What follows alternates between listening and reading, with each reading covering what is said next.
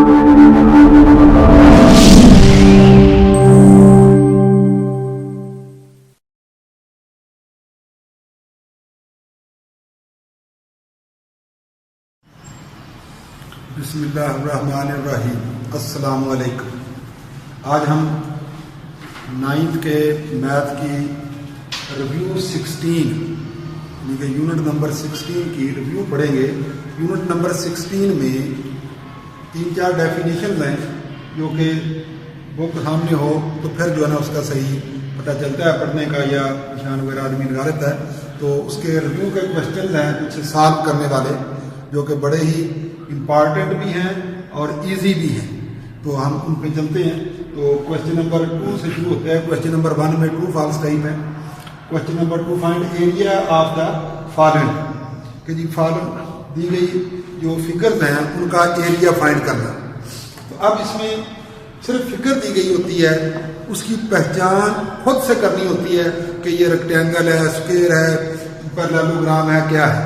तो यही इसमें जो ना बच्चे का, स्टूडेंट का इम्तिहान होता है असल में, कि वो फिगर की पहचान कर पाता है या नहीं।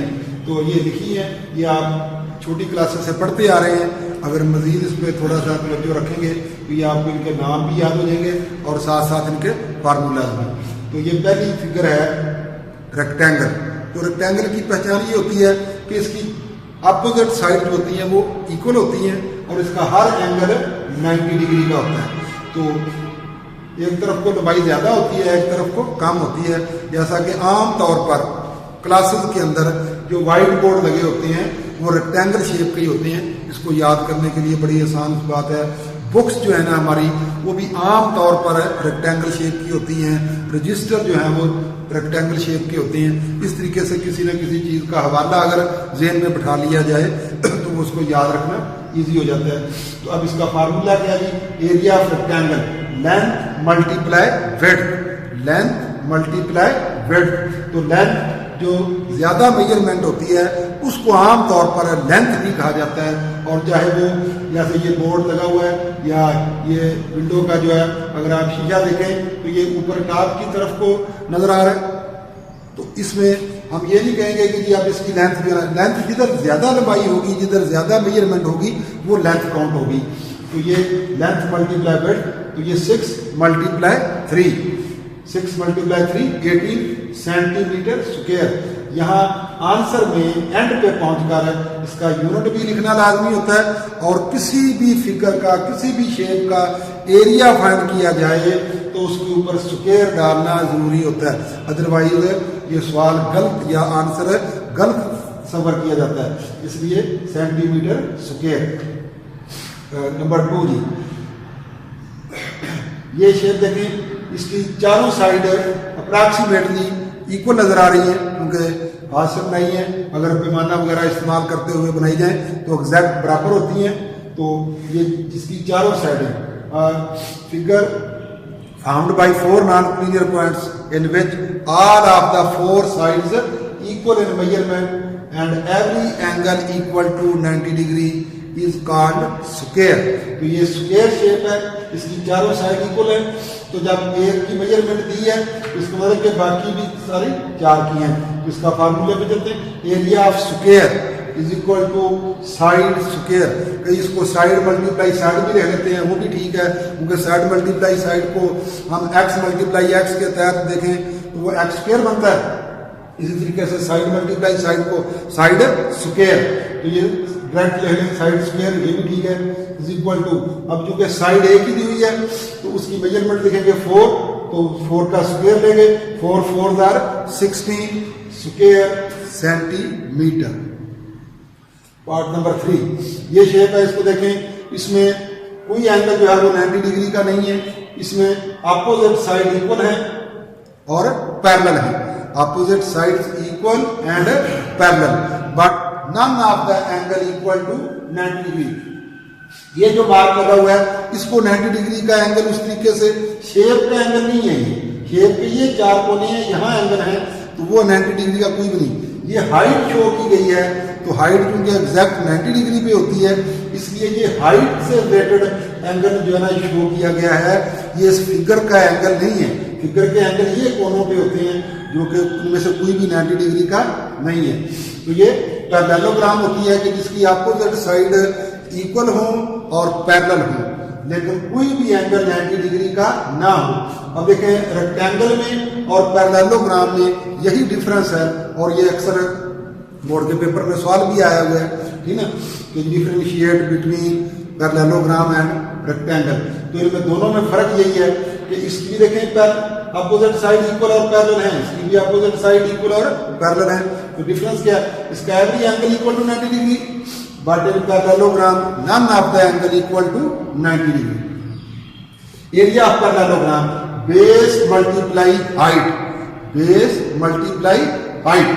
तो बेस इसका कोई भी जो स्ट्रेट लाइन हमारे सामने होगी उसको आमतौर पे फिगर्स के अंदर बेस का नाम दिया जाता है, और जो एग्जैक्ट 90 डिग्री के एंगल पे आए उसको हाइट। तो ये 8 मल्टीप्लाई 4 इक्वल टू 32। नंबर 4, ये देखें शेप, इसके 3 कोने हैं।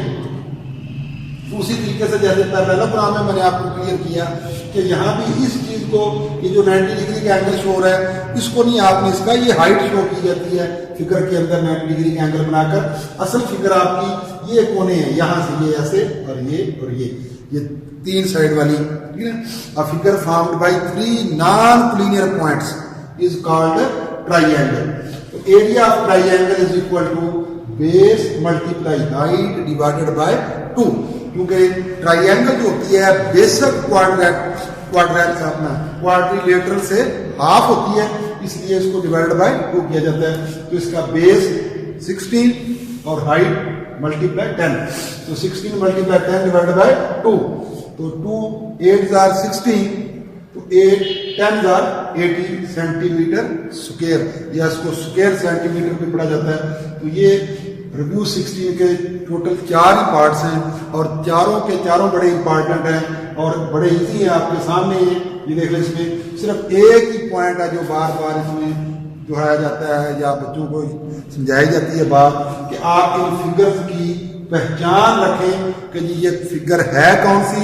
जब आपको फिगर की पहचान आ जाएगी तो फिर यकीनी बात है कि उसका आपको फार्मूला भी आ जाएगा। बाकी मल्टीप्लिकेशन कैलकुलेशन जो है ना, वो कोई मसला नहीं होता है, बड़ी क्लासेस में पहुंच गए आप। तो नेक्स्ट चलते हैं हम रिव्यू 15 पे। इसी तरीके से जिस तरीके से यूनिट 16 में सॉल्व करने वाले सवाल रिव्यू के अंदर ही हैं, इसी तरीके से यूनिट 15 में भी सॉल्व करने वाले सवाल रिव्यू 15 में है, और एक इसकी एक्सरसाइज है, वो भी आपको इंशाल्लाह इसी लेक्चर में समझा दी जाएगी। लेकिन अभी ये चूंकि शार्ट ज़्यादा इंपॉर्टेंट है तो इन पे चलते हैं। Find value of x of the following figures. तो अब देखिए नंबर 1, ये इसमें एक ट्राइंगल बनी हुई है। अब इसके अंदर 3 साइडें हैं। पहले ट्राइंगल को थोड़ा सा समझ लें, इसी को मैं आपको थोड़ा समझा देता हूँ कि ये ट्राइंगल है, 3 साइडें।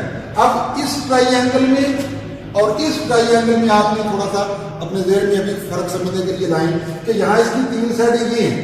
इन 3 साइडों में किसी जगह पे 90 डिग्री का एंगल शो नहीं किया गया, जबकि इसकी तीनों साइडों में से एक जगह पे 90 डिग्री का एंगल शो किया गया है। तो कोई भी ऐसी ट्राइंगल जिसमें एक एंगल 90 डिग्री का हो उसको कहा जाता है राइट एंगल ट्राइंगल। तो 90 डिग्री का एंगल, उसकी वजह से ये राइट एंगल ट्राइंगल, और 90 डिग्री एंगल के अपोजिट साइड को हाइपोटेन्यूस कहते हैं। ये 3 बातें जो है आपस में इनका तल्लक है। ये 3 बातों में से कोई बात जो है किसी और ट्राइंगल के अंदर नहीं पुकारी जाती या नहीं इस्तेमाल होता। मतलब ये कौन कौन से, दोबारा सुन लें, एक 90 डिग्री का एंगल, एक इसका नाम राइट एंगल होना, और तीसरी बात इसका hypotenuse. The side opposite to 90 degree angle is called hypotenuse। और इन क्वेश्चंस के अंदर या राइट एंगल ट्राइंगल के किसी भी किस्म के क्वेश्चन हो, उसमें जो सबसे इंपॉर्टेंट बात होती है वो होती है हाइपोटेन्यूस की पहचान। क्योंकि अगर आपको हाइपोटेन्यूस की पहचान होगी तो आपको फार्मूला भी याद हो जाएगा, और जब फार्मूला याद हो जाएगा तो फिर वैल्यू दर्ज करना आसान होएगा, उनको कैलकुलेट करना आसान होगा। तो फार्मूला इसका क्या होता है, इसका नाम है पाइथागोरस थ्योरम। अब इसकी डिटेल जो है ना वो शॉर्ट टाइम में नहीं पढ़ाई जा सकती, किसी बार लेंथी लेक्चर मिला तो फिर उसमें डिटेल में आपको पढ़ाएंगे कि पाइथागोरस थ्योरम क्या है। अभी सिंपल आप सुन लें कि जी square of hypotenuse is equal to square of base plus square of perpendicular. ये स्पेलिंग मैंने थोड़ा शॉर्ट लिखे हैं, ठीक ना। अगर आप इतना भी लिख लें तब भी ठीक है, नहीं तो पूरा स्पेलिंग लिखने और अच्छी बात है। दोबारा सुने, square of hypotenuse is equal to square of base plus square of perpendicular. तो अब इसमें हाइपोटेन्यूस की खास तौर पर पहचान करनी होती है कि जी एंटी डिग्री एंगल के opposite side x square is equal to base 3 है, 3 का स्क्वायर प्लस परपेंडिकुलर 4 है तो 4 का स्क्वायर। ये एक्स स्क्वायर ऐसे आ जाएगा, 3 का स्क्वायर लेके 9 आ जाएगा प्लस 4 का स्क्वायर लेके 16। एक्स स्क्वायर ऐसे आ गया इक्वल टू 9 प्लस 16 25। अब क्योंकि हमने वैल्यू मालूम करनी है एक्स की, जबकि यहाँ एक्स के ऊपर स्क्वायर है तो इसका स्क्वायर खत्म करने के लिए स्क्वायर रूट लेंगे, क्योंकि स्क्वायर और स्क्वायर रूट एक दूसरे के अपोजिट होते हैं। तो जब क्योंकि ये एक्वेशन की शक्ल में चल रही है, तो जब एक तरफ एक अमल अपने पास से किया जाएगा तो एक्वेशन में दूसरी तरफ भी वही अमल करना होता है। तो अब दूसरी तरफ का भी स्क्वायर रूट लेंगे तो इसका स्क्वायर रूट से कैंसिल हो गया, एक्स रह गया, और 25 का स्क्वायर रूट 5। नंबर 2, ये रेक्टेंगल बनी हुई है, रेक्टेंगल की तीनों साइड में से किसी 2 साइड के दरमियान का एंगल 90 डिग्री शो किया गया, इसलिए इससे पहचान पक्की हो जाती है कि ये राइट एंगल ट्राइंगल है। और राइट एंगल ट्राइंगल में the side opposite to 90 degree angle is called hypotenuse. ये बार बार हम फिक्रा दोहराएंगे ताकि आपको हाइपोटेन्यूस की पहचान पक्की तरह हो। तो अब formula square of hypotenuse is equal to square of base plus square of perpendicular. अब इसमें हाइपोटेन्यूस क्या है जी, साइड अपोजिट टू 90 डिग्री, तो ये 10 का square is equal to base की जगह पे x आ गया स्क्वायर के साथ, प्लस परपेंडिकुलर की जगह पे 6 आ गया स्क्वायर के साथ। तो 10 का square 100 is equal to x square plus 6 का स्क्वायर 36। अब क्योंकि हमने x फाइंड करना है तो x अपनी तरफ रहेगा और जो बाकी रकम है वो शिफ्ट कर देनी है। तो ये 100, अब ये इधर 36 प्लस का था, जब ये शिफ्ट होकर इधर आएगा तो ये माइनस का हो जाएगा। तो एक्स स्क्वायर 100 में से 36 माइनस करें 64, तो यहाँ x का भी स्क्वायर रूट लिया और 64 का भी स्क्वायर रूट लिया, तो x is equal to 8 centimetre. Next ये देखिए, ये फिर उसी तरीके से ट्राइंगल बनी हुई है।